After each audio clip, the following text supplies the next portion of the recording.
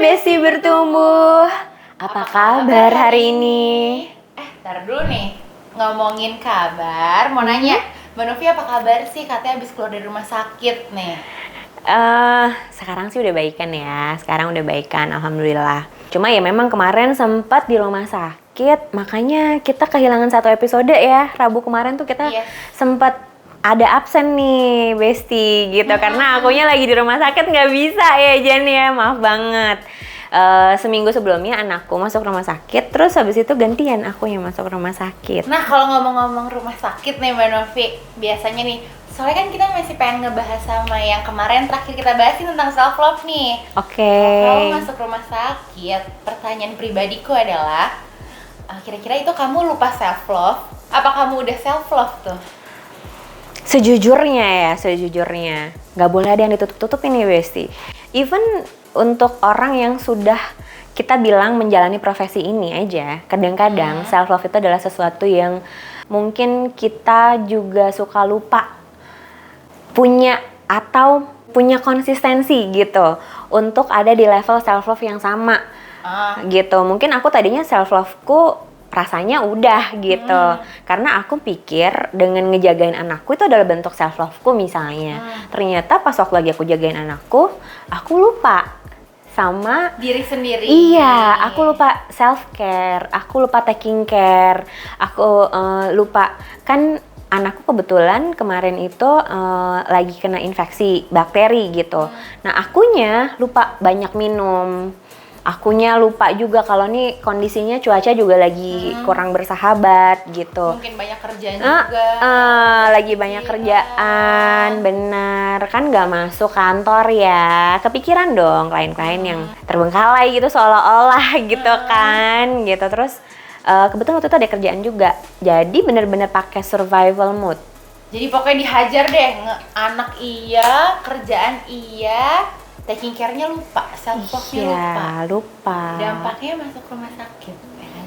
Gimana kalau kita sekarang tuh bahas juga Mbak Novi nih. Kemarin kita udah bahas nih tentang, teman-teman mungkin udah dengerin episode-episode kita yang sebelumnya, kalau gimana sih cara self-love, perjalanan self-love tuh kayak apa, tapi kita belum bahas dampaknya.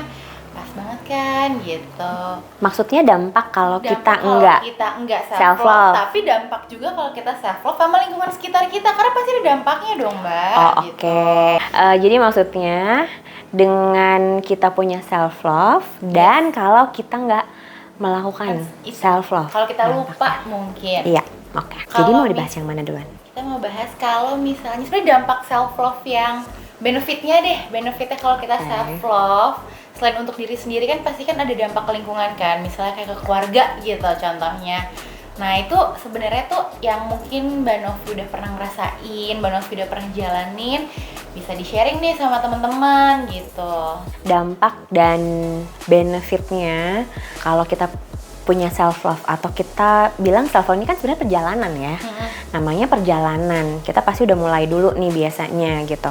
Nah, cuma di perjalanan itu kan kadang-kadang kita suka lupa sama kayak tadi. Nah, cuma kalau misalnya kita bilang efeknya, benefitnya, yaitu tadi kalau ibunya, aku nih misalnya contoh ke aku gitu, ibunya inget untuk taking care dirinya, terus merawat, bahkan sadar banget akan apa yang kita masukkan ke tubuh, terus juga sadar sama lingkungan sekitar, misalnya cuaca lagi tidak bersahabat kayak sekarang, aku pasti akan inget dong minum lebih banyak, dan pasti akan ngingetin akhirnya sama anak-anakku juga. Jadi tadi akhirnya tubuhnya jadi terjaga, sebenarnya kesehatannya lebih terjaga. Terus juga ikut-ikutan sakit gitu ya, self-love ke anak, tapi self-love iya gitu. Kalau diri sendiri kan jadinya akhirnya lebih terjaga. Terus juga tahu nih, sadar sama kapasitas tubuh kita, sadar sama kapasitas otak kita, sadar sama kapasitas pada saat itu ya, pada saat misalnya tadi ngejaga di rumah sakit gitu. Kalau kita sadar kapasitas kita di mana, kita nggak terlalu ngoyo.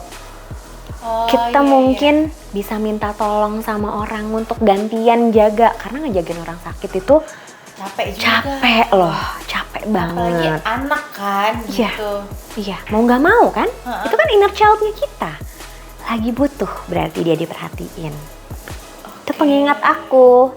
Jadi kadar self love-nya kita tuh kadang-kadang seringkali itu mengingatkan kita saat ini journey self love-nya kita udah di mana. Atau jangan-jangan ada bagian yang terlupakan.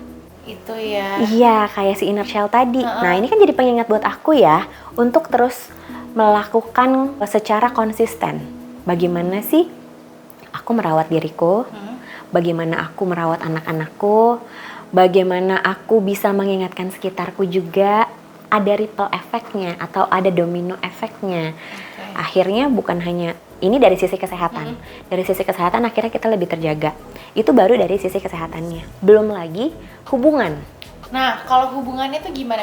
Misalnya nih ya kan Mbak Novi udah taking care of diri sendiri, udah working sama diri sendiri gitu kan pada saat self love-nya tuh lagi konsistensi lah bilangnya perjalanannya. Nah, dampak hubungannya mungkin sama anak atau mungkin sama orang tua, ya itu gimana? Nah, kebetulan kemarin itu benar-benar aku nih jadi kayak ngalamin banget gitu. Oh, ternyata akhirnya ini membantu komunikasi.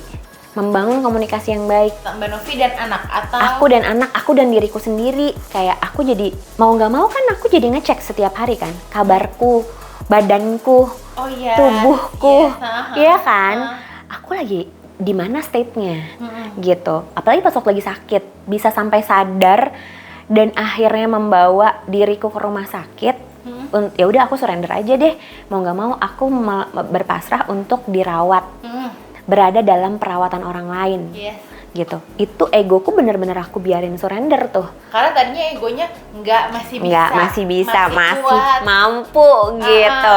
Gua nggak boleh lemah. Aku strong. Gitu dia. Ternyata itu tuh dia. hanyalah ego gitu ya kan. Iya, itu kan jadi komunikasi tuh. Yes. Tuh tadi nih benefitnya komunikasi kita sama diri kita lebih baik. Kita jadi lebih tahu, lebih aware sama kondisi tubuh, kondisi mentalnya kita, kondisi bahkan sampai ke arah finansialnya juga gitu. Nah, finansialnya apa tuh? Kayak misalnya kan pasti mikir dong ke rumah sakit pasti ngeluarin biaya. Iya kan? Pasti. Iya. Terus ada dong sempat ketakutan itu, fear itu kayak kepicu gitu. Oke, gimana ini? Mahal nih. Iya, males gitu. Iya. Terus tapi jadi akhirnya ingat, oh iya ya, ternyata aku udah nyiapin insurance buat ke rumah sakit.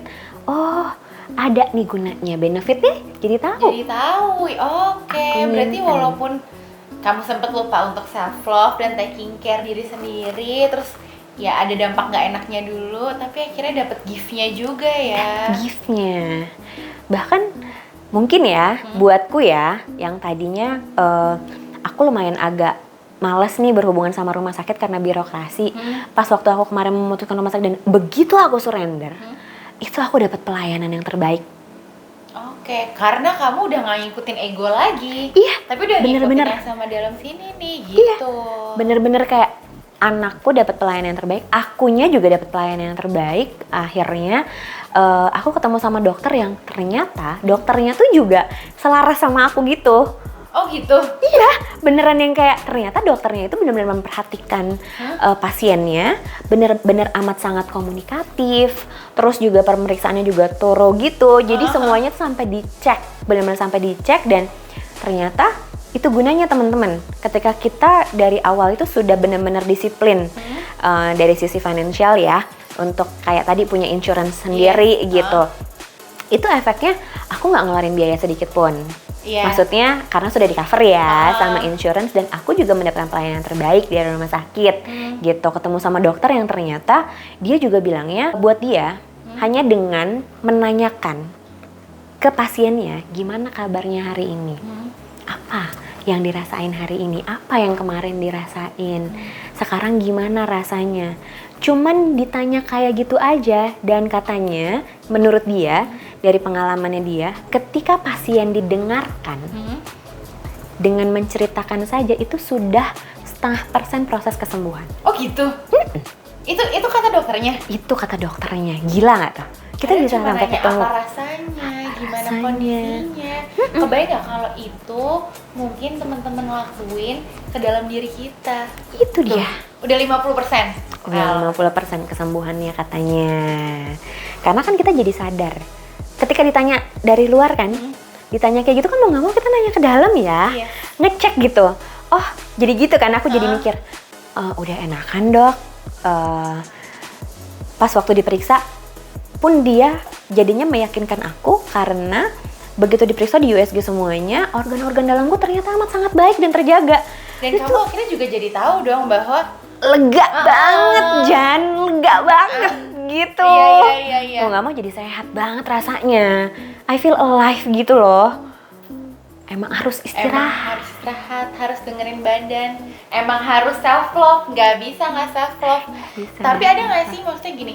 Contohnya lagi kalau mungkin experience-nya Mbak Novi nih, kalau misalnya Mbak Novi kan udah self love nih, tapi hubungannya mungkin ke anak dan ke orang tuanya tuh yang lebih misalnya gini, karena udah self love dari diri sendiri, mungkin anak entah lebih sayang atau mungkin lebih deket atau mungkin lebih nyaman atau mungkin sama orang tua juga gitu yang mungkin tadinya pernah ribut-ribut atau gimana terus nanti jadinya lebih kayak sahabat tapi gimana gitu tuh ada nggak sih? Nah itu adalah efek yang lain. Efek yang lain maksudnya gini, aku nggak bilang kalau aku sudah self love 100%. Seperti tadi kita bilang ya, dari yang sebelumnya pun kita bilang self love itu adalah sebuah perjalanan bertumbuh gitu. Nah di stage pertumbuhanku yang saat ini, ketika sakit kemarin itu benar-benar menyadarkanku sekali bahwa ternyata momen sakit di rumah sakit, istirahat di rumah sakit itu kayak menambah quality time sama anakku. Ternyata ada juga itu juga. Efek dominonya ya. Iya, kan total nih. Kita totalitas yang biasanya mungkin aku biasanya kayak cuman menghabiskan waktuku tuh kerja, dia di rumah, dia sekolah gitu kan. Jadi pemantauannya mungkin nggak setotalitas waktu kemarin di rumah sakit. Akhirnya dia merasakan kan, waktu lagi di rumah sakit, oh ibunya taking care dia. Gitu kan, dan dia jadi tahu, dan di situ kita berusaha berkomunikasi sebaik mungkin bahwa meskipun biasanya ini bunda kerja atau ibu kerja, tapi kalau kamu lagi sakit, I will ada loh. Iya, I will be there gitu for you gitu. Nah itu meyakinkan dia gitu, meyakinkan si inner childku dan juga dia karena dia cermin dari inner childku bahwa everything's gonna be okay. Kalaupun nggak okay, I will be there for you. Jadi komunikasinya tetap ada, kita menjelaskan prosesnya. Dia perlu minum lebih banyak, dia perlu asupan yang lebih bernutrisi lagi. Jadi pengingatku banget kan sebagai ibu. Sebenarnya kan well kamu taking care sama anak sebenarnya kan harusnya kan biasanya kan taking care sama diri sendiri, jadi sekalian ya ngasih minum anak, ngasih minum diri sendiri, ngasih minum sendiri kayak gitu. Ya betul. Dan sama orang tuaku juga akhirnya jadi lebih baik. Kenapa? Ketika sakit kan, kita jadi tahu loh. Ketika kita sakit, kita jadi paling tahu circle terdekat kita. Yang paling peduli sama kita tuh siapa sebenarnya, Jan? Iya, tau gak sih kan suka banget ada yang bilang kayak lo akan tahu gitu kan orang yang bener-bener tulus sama kita ketika kita lagi susah gitu kan. Ya contohnya nggak usah susah banget lah ya, sakit aja kan kelihatan kan siapa yang mau stay, mau ngerawat gitu. Dan kelihatan orang-orang yang bener-bener genuine ya, tulus, perhatian sama kita, itu kelihatan banget. Aku tuh kayak bersyukur banget, alhamdulillah banget. Kayak berkahnya tuh nggak habis-habis malah waktu lagi di rumah sakit. Ya kan baik lagi ya kayak kita pernah bahas sebelumnya, duality itu kan selalu ada, di mana Mbak Novi dapat sakit, tapi pasti Mbak Novi juga penyeimbangnya. Bener banget. Dapat dokter yang terbaik, perawatan yang terbaik, ya kan, dapat sama anak gitu kan. Jadi dekat sama orang tua, lebih dekat karena dia akhirnya mamahku sampai akhirnya dari Sumedang tuh datang. Gitu. Karena untuk ngejagain cucunya di hari terakhir karena aku perlu tugas ke Bali waktu terakhir itu, hari terakhir dia ya aku dropnya di situ kayaknya. Tapi kan jadi lebih iya mamahku mau gantian nih jagain gitu. Itu udah buatku udah secure. Meninggalkan anakku tuh aku tahu dan aku yakin anakku ada di tangan yang terbaik gitu. Oke, kalau gitu cerita dari Mbak Novi untuk episode kali ini tentang hubungannya Mbak Novi yang pernah lupa self love sampai akhirnya jadi self love lagi. Pengingat untuk self love terus, bestie. Dan juga ternyata ada dampaknya nih antara Mbak Novi juga sama anaknya dan mungkin orang tuanya. Jadi memang self love sepenting itu dan akhirnya efek dominonya kemana-mana gitu sama hubungan kita di lingkungan sekitar. Kalau gitu kita nanti ketemu lagi ya Mbak Novi di Rabu depan. Pastinya. Tungguin episode selanjutnya. Jangan lupa untuk di subscribe yang belum subscribe. Terus juga jangan lupa like dan komen video ini. Oke, kalau gitu Besti, terima kasih sudah hadir di sini. Salam utuh bertumbuh.